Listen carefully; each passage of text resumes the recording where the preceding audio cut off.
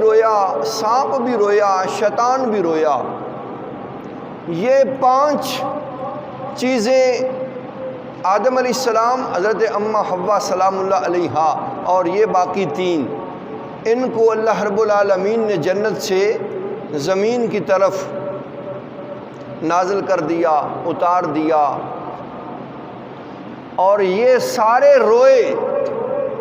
رونے سے ہوا کیا؟ آدم علیہ السلام صحراؤں میں بھی روئے، دریاؤں میں بھی روئے۔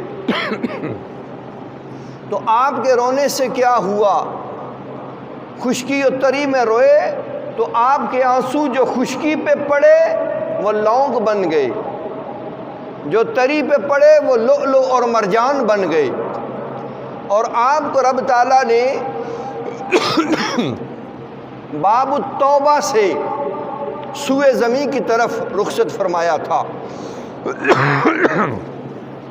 حضرت حوا سلام اللہ علیہا بھی روئیں، آپ کا رونا بھی خشکی و تری پر تھا، تو آپ کے جو آنسو خشکی پہ آئے وہ مہندی بنے، اور جو آنسو تری پہ گئے وہ موتی بنے۔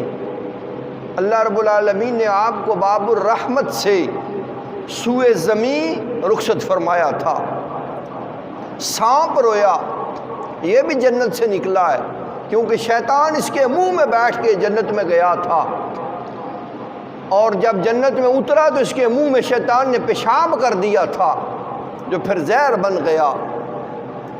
یہ خوبصورت بڑا ہوتا ہے کیونکہ یہ جنت میں رہنے والا تھا، اس کی ٹانگیں تھیں، پھر سزا کے طور پہ اس کی ٹانگیں اتار دی گئیں، اور یہ اسے سزا ملی کہ قیامت تک اپنا وجود گھسیٹ رہا ہے۔ تو یہ بھی رویا، اس کے آنسو جو خشکی پہ پڑے وہ بچھو بنے، اور جو تری پہ آئے وہ کیکڑا یا مگرمچھ بن گیا۔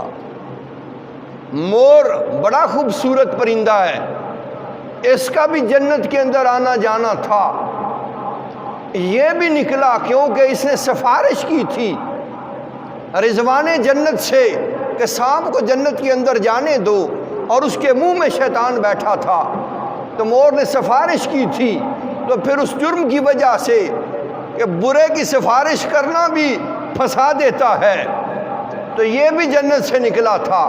یہ بھی پھر رویا، خشکیوں میں بھی رویا اور تری میں بھی رویا۔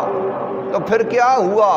اس کے آنسو جو خشکی پہ پڑے وہ کھٹمل بنے، جو تری پہ پڑے وہ جونک بن گئے، اور شیطان، یہ دونوں سانپ اور مور یہ باب الغضب سے اترے تھے، تو شیطان یہ بھی رویا جب روح زمین پہ آیا۔ تو اس کا رونا کیا تھا؟ یہ باب اللعنت سے نکلا تھا، تو یہ رویا تو اس کے آنسو سامعین اسی وقار جو خشکی پہ پڑے وہ کانٹے بن گئے، اور جو تری پہ پنے وہ گھڑیال ہو گئے۔ تو یہ سب روئے تھے، لیکن رونا کمال رکھتا ہے رب کی بارگاہ کے اندر، تو وہ انسان کا رونا ہے۔ انسان جب رب کے خوف سے روتا ہے تو اللہ رب العالمین اس کی بگڑیاں بنا دیا کرتا ہے۔ تو رونا اللہ کی رضا کے واسطے ہو تو پھر وہ کمال رکھتا ہے۔ پھر گنہگار کے آنسو رب کی بارگاہ کے اندر ایک عبادت گزار کے سجدوں سے بھی سبقت لے جاتے ہیں، بڑا مقام ہے۔ حضرت